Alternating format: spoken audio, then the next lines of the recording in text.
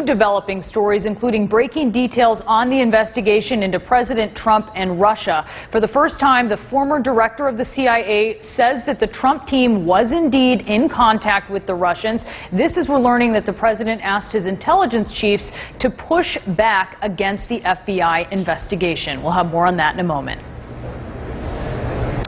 Good evening. I'm Brooke Baldwin, live here in Manchester, the site of unspeakable horror and tragedy in that arena right there. Think about it. Little girls, teenagers, their parents targeted by a terrorist strapped with a bomb.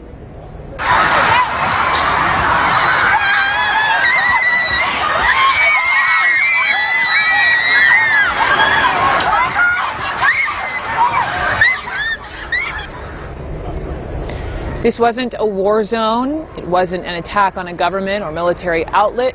This was an attack at a pop concert, at an arena, much like the ones we all visit for sports or music, for a good time.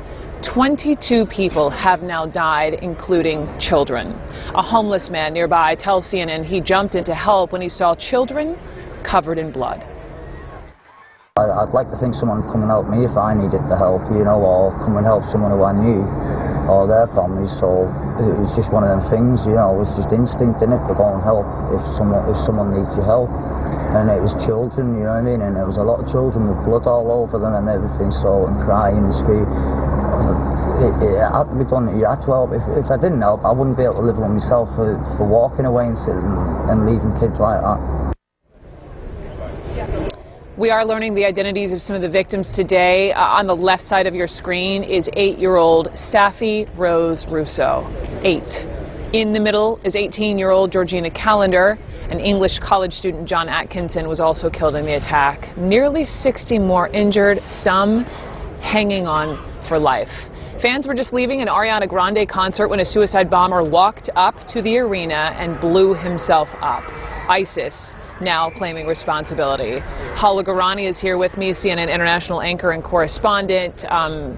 So as far as the man, the coward who did this, police have now released his name. Who is he? They've released the name of Salman Abedi. It's been confirmed by the police, not by the coroner so far. A 22-year-old man born in Manchester. They believe he detonated a homemade IED, an improvised explosive device, just as concert goers were streaming out of the venue here behind us. We do know that, as you mentioned, ISIS on its Telegram platform is claiming responsibility for this attack, calling, as they usually do, the man a soldier of the caliphate. We don't know much more about whether or not he acted alone. In other words, it does require a certain degree of sophistication. This isn't a knife attack. This isn't a car ramming pedestrians. It does require a certain bomb making. Right, obviously premeditation, but also technical knowledge, how to put together a bomb. I mean, obviously, this isn't something that you can do overnight. You have to either acquire the knowledge online, or you have to, you know, someone has to make that device for you and give it to you, which would mean for investigators that more than one person is involved. And that's a race against time for investigators, because if this is part of a wider network, it could mean that other attacks are planned. Which we don't know yet we do not at all, whether this was one crazed individual, self-inspired, self-radicalized, or whether there's a larger network. There were raids just quickly, a couple raids overnight, a separate arrest this morning. Can you tell me more about that? Yeah, there were raids in the home of this individual, Salman Abedi. And as I mentioned here, the question is going to be the arrest. Is it connected in some way to the preparation of the crime, of this terrorist attack?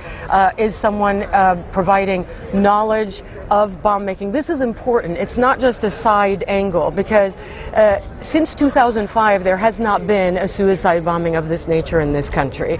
We've seen the knife attack. We saw the Westminster Bridge attack. We've seen, for instance, the beheading of Lee Rigby, that soldier, a few years ago by 2 terrorists then. But we have not seen a suicide bombing. That's down to counterterrorism agencies here. They've done a great job. They're very tough on terror here in Manchester. Absolutely, and they've done a great job. They've told us foiling attacks. This one slipped through the net, and they're going to have to backtrack the movements of this individual to figure out how he slipped through and how he was able to carry out this carnage. Hala, thank you so much.